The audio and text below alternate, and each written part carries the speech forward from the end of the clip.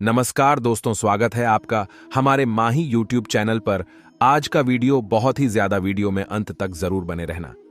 एक बार माता लक्ष्मी भगवान विष्णु से मिलने के लिए जाती है और कहने लगती है, प्रभु जब मैं आपसे मिलने के लिए आप तो मेरी नजर मैंने देखा कि 3 स्त्रियां जो आपस में सहेली थीं, उनमें से 2 स्त्रियों विधवा होकर के दुखी, जबकि एक होकर के अपने पति के साथ सुखी जीवन की रही थी। प्रभु ये बात मेरी समझ में नहीं आई, इसलिए मेरे मन में 3 प्रश्न पूछने लगे। अब मैं आपसे यह चाहती हूं कि आप मेरे तीनों प्रश्नों के उत्तर देकर कि मुझे संतुष्ट करने की कृपा करें। इस प्रकार माता लक्ष्मी की बात को सुनकर भगवान विष्णु कहते हैं, तुम मुझे अपने तीनों कष्ट बताओ, मैं तुम्हें तुम्हारे प्रश्नों के उत्तर दे करके पूरी तरह संतुष्ट करने का प्रयास करूंगा। अब माता लक्ष्मी रहती है, प्रभु मेरा पहला प्रश्न है, कौन सी स्त्री समय से पहले विधवा हो जाती है? दूसरा प्रश्न है, कौन सी स्त्री को जीवन में कभी सुख नहीं मिलता? दूसरा प्रश्न, कौन सी चीज ऐसी है जो एक पत्नी अपने भगवान विष्णु खाने? तुम जिन स्त्रियों की बात कर रही हो होकर की परीक्षा सुहागन होकर के अपने पति के साथ जानना चाहती हो, आखिरकार ऐसा क्यों है? आधी अधूरी कहानी, आधा अधूरा ही ज्ञान प्राप्त होता है, कभी काम नहीं आता। क्योंकि तुम्हारे तीनों छोटी सी कहानी सुनो तो तुम्हारी तीनों प्रश्नों के उत्तर तो अवश्य मिलेंगे और तुम्हें संतुष्टि प्राप्त होगी। मित्रों, माता लक्ष्मी रहती, प्रभु मैं आपकी बात से सहमत हूं, आप कहानी शुरू तक आप कहानी बोलेंगे, स्थान पर नहीं जाएगा। तो मित्रों, कहानी शुरू करने से पहले मेरा आप सभी से अनुरोध है कि आप हमारे चैनल को सब्सक्राइब अवश्य करें और कहानी की अंत तक बन रहे, क्योंकि आज की कहानी आपके लिए बहुत ही महत्वपूर्ण होने वाली है। तो लिए आज कुछ नया सीखने हैं। भगवान विष्णु कहते हैं, लक्ष्मी सबसे पहले मैं तुम्हें उस स्त्री की कहानी सुनाता हूं जो सुहागन बनाकर कि सुखी जीवन की रही है। देखो, जिसे सुहागन स्त्री की तुम बात कर रही हो, वह स्त्री एक राजा की नौकर की पत्नी है और चीज नौकर की वह पत्नी है। उसे नौकर को अपनी पूर्ण विश्वास और भरोसा है कि वह पतिव्रता है, साथियों में बार बार करता है। अब देखो, एक दिन की बात है, उसे राजा की नौकर ने अपनी पत्नी की प्रशंसा की। बात धीरे धीरे बढ़ तक राजा के दरबार तक पहुंच गई। फिर तो राजा ने अपनी नौकर को बुलाया और उसे नौकर से कहा कि तुम हर किसी से रहते हो कि तुम्हारी पत्नी पतिव्रता है, क्या आपको पूर्ण विश्वास है? इस प्रकार राजा की बात सुनकर मुझे पूरा विश्व में पत्नी पूरी तरह पतिव्रता है। अब इस समय पर राजा का महामंत्री कहां लगता है? यदि मैं तेरी पत्नी का पतिव्रत धर्म खंडित कर दूं तो तुझे क्या सजा मिलनी चाहिए? फिर तो नौकर ने कहा, यदि तुम वीरता धर्म महाराज, मुझे फांसी लगा देना। अब उधर वह राजा का नौकर भी मंत्री से क्या, आज मृदा धर्म खंडित नहीं कर पाए तो इनको सजा क्या मिलानी चाहिए? राजा ने कहा कि मंत्री को भी फांसी की सजा दी। इसमें मंत्री ने स्वीकार कर लिया और नौकर से पूछा कि क्या वस्तु लो? खंडित करने में सफल हुआ तो नौकर ने कहा, मंत्री यदि तुम मेरे घर से जाकर कि मेरे विवाह के समय पर मुझे एक पका मिला था, तार मिली, बहुत ही संभाल कर रखी है, जो सुहाग की निशानी मानी जाती ने पूरी तरह अक्षर स्वीकार हो जाने के बाद में वह मंत्री शहर में जाता है और एक ड्यूटी परेशान करने के बाद में जब वह पतिव्रता स्त्री रसोई में खाना बनाने गई तो ड्यूटी को मौका मिल गया और उसने पका और कतर उसे नौकर के घर से चुरा ली और वहां से एकदम से भाग गई और जाकर के द्वितीय ने वह पका और कतर मंत्री को दे दिए और उसे पतिव्रता स्त्री के जग पर तिल की निशानी भी बता दी।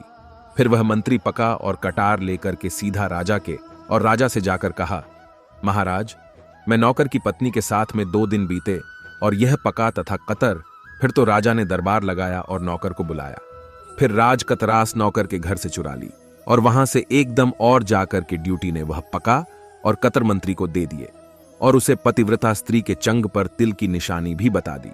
फिर वह मंत्री पका और कटार लेकर के सीधा राजा के दरबार में पहुंचा और राजा से जाकर कहा, महाराज मैं नौकर की पत्नी के साथ में 2 दिन बीते और यह पका तथा कतर उसी के हाथों से लेकर आया हूं। फिर तो राजा ने दरबार लगाया और नौकर को बुलाया तथा महामंत्री से सभा में पका और कतर नौकर को दिखाने के लिए कहा। फिर राजा की आज्ञा पाकर के मंत्री ने उसे नौकर को पका और कतर दिखाई और उसकी पत्नी की जांघ पर तिल भी बताया। तो नौकर मान गया कि वास्तव में आज मेरी पत्नी ने अपना पतिव्रत धर्म पूरी तरह से भांग करवा लिया। भगवान विष्णु कहते हैं, लक्ष्मी फिर तो राजा ने फांसी का दिन 15 दिन के बाद में रख दिया और कहा कि नौकर को 15 दिन के बाद में फांसी पर चढ़ाया जाएगा। और इस प्रकार से नौकर से उसकी अंतिम इच्छा पूछी तो नौकर ने कहा कि मैं अपनी पत्नी से अंतिम बार मिलना चाहता हूं। इस प्रकार राजा ने उसे नौकर को आज्ञा दी कि ठीक है, तुम अपनी पत्नी से मिल सकते हो।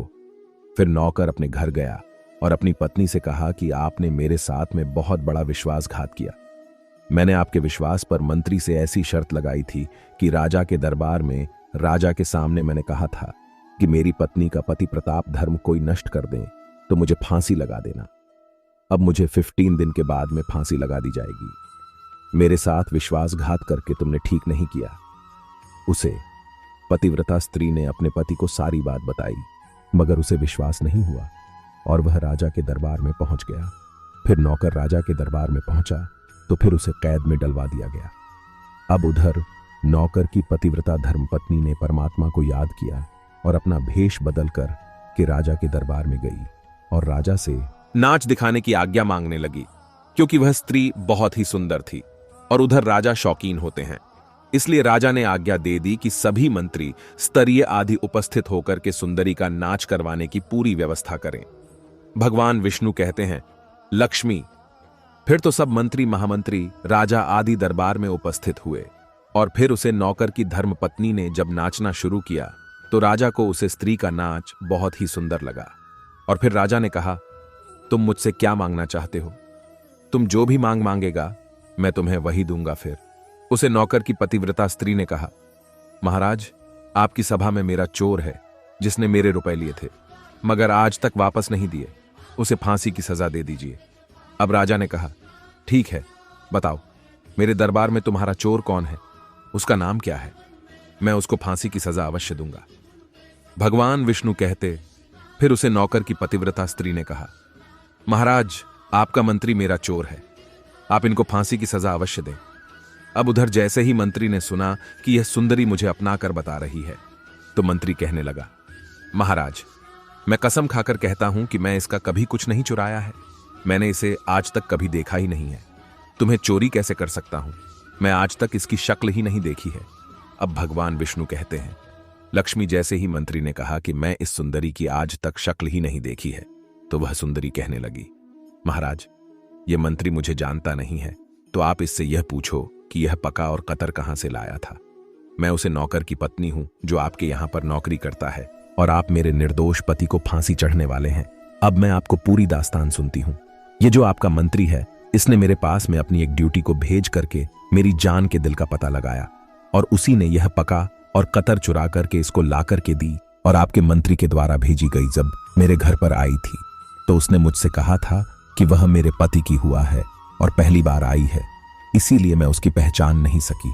और महाराज, जिस प्रकार मैंने उसे स्त्री को अपने यहाँ पर बहुत बड़ा सम्मान दिया और अपने घर पर उसके ठहरने की व्यवस्था की, और इस प्रकार उसे नौकर की पतिव्रता स्त्री की बात को सुनकर के राजा ने टूटी को बुलाया। फिर उसे ड्यूटी ने राजा को सारी सच्चाई बता दी, जिससे राजा ने उसे नौकर को रिहा कर दिया और मंत्री कर दिया और मंत्री को फांसी पर चढ़ा दिया। भगवान विष्णु कहते हैं, है लक्ष्मी, इस प्रकार उसे नौकर की पतिव्रता स्त्री ने अंत में राजा से कहा, महाराज, मैं अपने पति से बहुत प्यार करती हूं। मैं एक चरित्रवान स्त्री हूं, कभी भी मैं अपने पति का नाम तक अपने मुंह से नहीं लेती। भगवान विष्णु कहते हैं, लक्ष्मी, मेरी कहानी पूरी होती है। अब तुम अपने तीनों प्रश्नों के उत्तर सुनाओ। तुम्हारा पहला प्रश्न था, कौन सी स्त्री समय से पहले विधवा हो जाती है? तो जो स्त्रियां अपने पति का नाम लेती हैं वह समय से पहले विधवा हो जाती है, क्योंकि पति का नाम लेने से पति की उम्र कम हो जाती है और समय से पहले ही उनके पति की मृत्यु हो जाती है। ऐसी स्त्रियां जो पति का नाम लेती है समय से पहले ही विधवा होकर के एक दुखी जीवन जीती है।